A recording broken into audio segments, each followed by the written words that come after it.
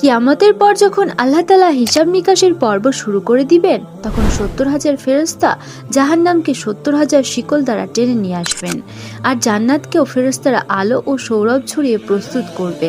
তখন আল্লাহ তাআলা উম্মতে মুহাম্মাদীর 4,90,00,000 মানুষকে বিনা হিসাবে জান্নাতে প্রবেশের অনুমতি দিবেন। তারা হবে ওই সকল ব্যক্তি যারা মৃত্যুর পূর্বে গুনাহ থেকে তওবা করেছে। এরপর কিছু কিছু মানুষের চেহারা সূর্যের মতো উজ্জ্বল হয়ে উঠবে। তারা হচ্ছে ওই সকল ব্যক্তি যারা আজানের আগে আগেই মসজিদে চলে যেত। এদিকে একদল মানুষ হিসেব নিকেশ ছাড়াই জান্নাতের ভিতরে প্রবেশ করতে চাইবে।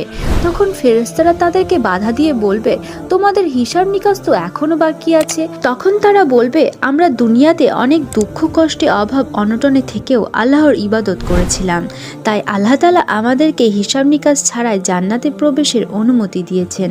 সুবহানাল্লাহ।